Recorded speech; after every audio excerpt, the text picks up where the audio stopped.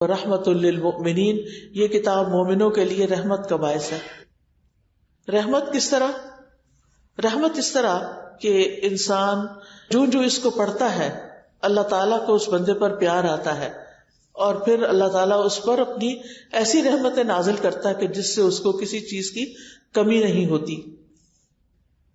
پھر یہ کہ قرآن سے اللہ کی رحمت ملتی ہے، اور اس کی وجہ سے رحمت گھروں کو ڈھانپ لیتی ہے۔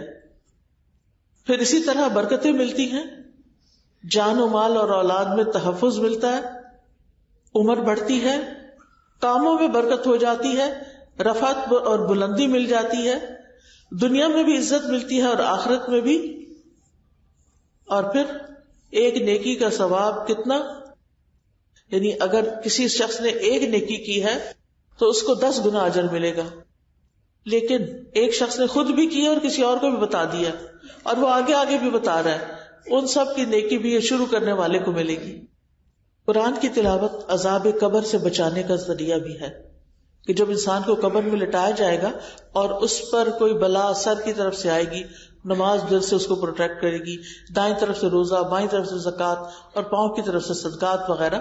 لیکن اس کے علاوہ بھی یہ ہے کہ جب کوئی شخص یعنی ایسا کام کرنا چاہتا ہے جو اللہ کی پسند کا ہے، اور خاص طور پر ان دنوں میں کرتا ہے جس میں اجر و ثواب کئی گنا زیادہ بڑھ جاتا ہے، تو یہ چیز پھر انسان کو آخرت میں بھی فائدہ دیتی ہے۔ قیامت کے دن قرآن انسان کی شکل میں آئے گا اور کہے گا میں وہی ہوں جس نے تمہیں رات کو بیدار رکھا تھا اور دن میں تجھے پیاسا رکھا تھا۔ اب کیا چیزیں رات کو بیدار رکھتی ہیں بچوں کو؟ تو اب آپ سوچئے کہ پھر وہ جب ان سے سوال کیا جائے گا تو کیا جواب دیں گے کہ کیا چیز انہیں رات کو جگاتی تھی؟ کون سی چیز پھر قیامت کے دن ان کی سفارش کرے گی؟ کیونکہ قرآن کے پڑھنے والوں کی تو سفارش خود قرآن کرے گا۔ اور اسی طرح نبی صلی اللہ علیہ وسلم نے فرمایا قرآن سیکھو کیونکہ یہ قیامت کے دن اپنے پڑھنے والوں کی سفارش کرے گا۔